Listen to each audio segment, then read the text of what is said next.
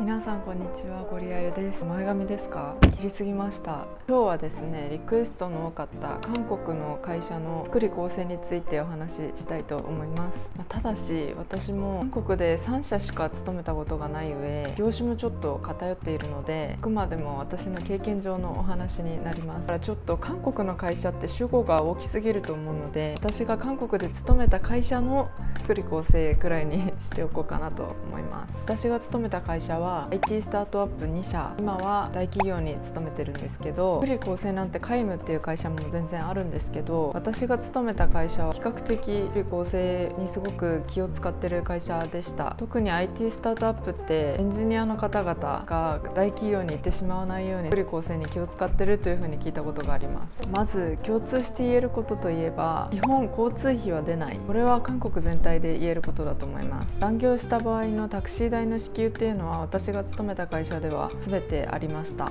その代わりというか、お昼ご飯代が別で支給される傾向にあって、でも日本ほど個人でお弁当持ってきてみたいな文化があんまりそういう人が少ない日本に比べたらっていうのもあるのかなと思ったり、夜ご飯代に関しては私が勤めた会社では残業した場合のみでした。あとは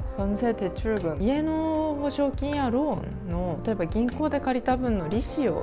会社が出してくれる。1社目は確か借りてくれるのも、その利子を払ってくれるのも会社だったんですけど、次の会社と今の会社では自分が銀行で借りた分の利子を会社に申請したら出してくれるよっていうシステムがあります。ただ限度額っていうのももちろんあって、それは会社によってかなり違ったかなと思います。あとは日本同様のものっていうのもこんな感じで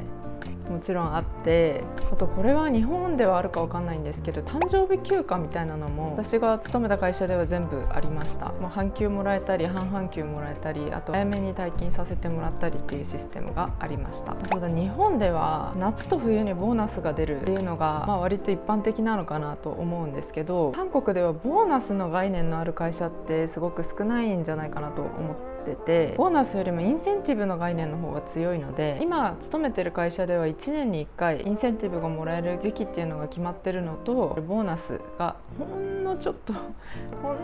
とだけあるくらい。過去勤めてた2社では必ずいつもらえるボーナス、インセンティブみたいなものはなくて、成果を出した時にもらえるインセンティブのみ、あるかないかわからないみたいなそんな感じでした。それ以外に私が勤めた会社では毎回주석夏休み설날とかでゆっくり休んでねっていう意味での剰余金みたいなものがもらえたりもします。入社した時にもらえる事務用品を買うためのお金が支給された会社もありました。そうだ、あとフレックスタイム制、1社目は何時に出社するってあらかじめ決めておいて、その時間に出社するみたいな感じだったんですけど、2社目と3社目はもうかなり自由で、オアタイムみたいなのは決まってるんですけど、その月に決まった時間働けば先日残業した分その次の日は早く帰るとかっていうのもできる自由な勤務体制でした。その代わり今の会社では深夜勤務だと追加手当が出るシステムはあるんですけど、基本的に残業代は出ません。ちょっと雨がめちゃくちゃ降ってきて聞かせたい。うわじゃあ気を取り直して、その他の福利厚生について IT スタートアップと今の会社に分けて思いつく限りで簡単にパーッと並べていくと、 IT スタートアップは朝ごはんは1社目しかなかったんですけど、前日に申請したらキンパックかサブウェイか選べるみたいなのがあったり、お菓子飲み物っていうのは基本的に飲み放題、食べ放題で、ポイントが支給されてポイントで買える自動販売機みたいなのもありました。でマッサージチェアは結構置いてる会社多いイメージです。偏見かもしれないけど。卓球台もこれ福利厚生じゃないけど、卓球台すごくなぜか好きですよね。2社とも卓球台がありました。ジムとか塾とかの費用を一部支給してくれるとか、あと図書室みたいな制度、読みたい本を申請すれば会社で買ってくれて借りられる。あと休暇が半休だけじゃなくて半々休2時間だけ使えるっていうのもあるのは良かったなと思います。次は今の会社、過去2社のスタートアップにあったようなマッサージチェアだったり飲み物だったり食べ物だったりっていうのはありつつ、施設がまず大きいっていうのもあって、もうちょっと豊富だったりグレードアップされたような感じ。例えば健康診断の休暇が今までは半休しかもらえなかったのに、今の会社は丸1日もらえたり、睡眠室がある、歯磨きをするスペースが別であったり、トイレに生理用品がいつも常備されてるんですよ。とジム、会社にジムがあるっていう会社たまに聞くんですけど、 PT そのマンツーマンで受けられるのも有料なんですけど、外部に比べたらちょっと安い。あと会社の中に小さい病院があることで、具合が悪かった時は本当に朝一で点滴受けに行ってお世話になりました。あと心理カウンセリングを受けられるように、会社だけじゃなくて提携してる病院にも無料で行ける。あと有給無制限、正直これ誰も活用してない気がするんですけど、付与されてるその有給っていうのを使い果たしてしまっても、それ以上に使えるよっていうシステムなんですけど、だからその代わり入院とか以外での評価は基本的にはありません。社内食堂、アプリで毎朝選んで申請するんですけど、結構メニューが健康的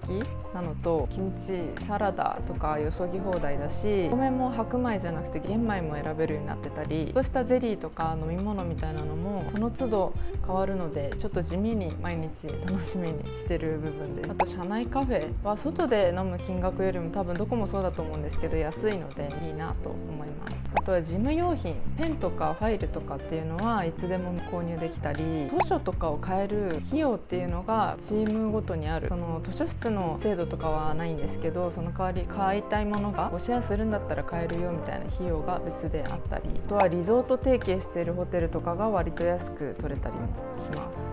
こんな感じですかね。喋ってて思ったんですけど、やっぱり韓国って本当にご飯に対して本気というか昼ご飯とか朝ご飯とかっていうのはすっごいいいなと思います。めっちゃ雷鳴ってる。私も友達に会ったりとかするたびにすごくその友達の会社のお話とか聞くのすごく楽しいので、ぜひ皆さんの勤め先のお話もあればコメントで教えてください。私も知りたいです。雨がすっごくて、完全に夏は終わって秋が来たんだなとつくづく。それでは長い動画を見てくださってありがとうございました。また次の動画でお会いしましょう。アンニョン。